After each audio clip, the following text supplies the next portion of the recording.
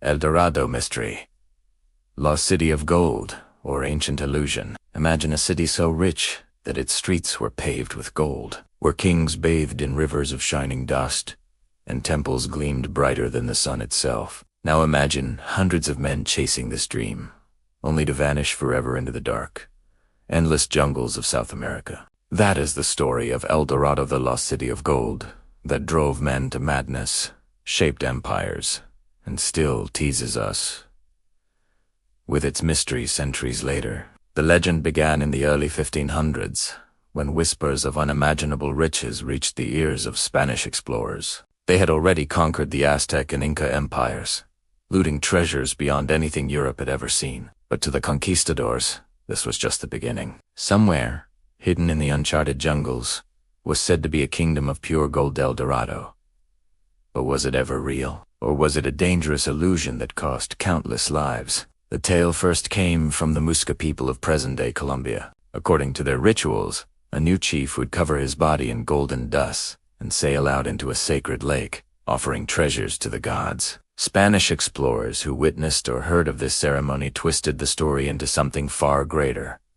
A whole city made of gold. And so began the madness. Expeditions were launched into unknown lands. Men hacked through dense jungles, crossed raging rivers, and climbed deadly mountains, all in search of shining walls and golden palaces. Some never returned. Others came back, broken, starving, and empty-handed, their dreams shattered. Yet the legend only grew stronger. One of the most famous hunts for El Dorado was led by Gonzalo Pizarro, the brother of Francisco Pizarro, conqueror of the Inca Empire. In 1541, he set out with hundreds of men, horses, and native porters, determined to find the Golden City. But the Amazon jungle had other plans. Disease, hunger, and exhaustion destroyed his army. Many perished in swamps or under swarms of insects. Survivors stumbled back after 2 years, half-maddened, with nothing to show but scars. Still, the dream of El Dorado refused to die. Later, Sir Walter Raleigh, the English courtier and adventurer, also believed in the city. In the late 1500s, he sailed to South America, convinced he would find El Dorado near the Orinoco River. He returned to England with tales of golden empires, convincing even Queen Elizabeth that the city was real. But his second expedition ended in disaster, costing him his life. Even so, Raleigh's stories etched El Dorado permanently into the imagination of Europe. But here is where the mystery deepens. Was El Dorado truly a city? Or was it something else entirely? Some historians believe it was never meant to be a place at all. Instead, El Dorado may have referred only to the golden chief of the Muisca ritual. Others argue it could have been a metaphor, a symbol of spiritual wealth that Europeans tragically misunderstood. And yet, some believe El Dorado might still exist, buried beneath centuries of jungle growth or lying at the bottom of sacred lakes. Modern expeditions using sonar and satellite imaging have detected strange structures under Lake Guatavita, one of the sites tied to the legend, but no treasure has ever been found, at least, not officially. The deeper you dive into El Dorado's history, the more haunting it becomes. Entire groups of men were swallowed by the rainforest. Some explorers vanished without a trace, their bones perhaps still hidden beneath vines and roots. Was it greed that destroyed them?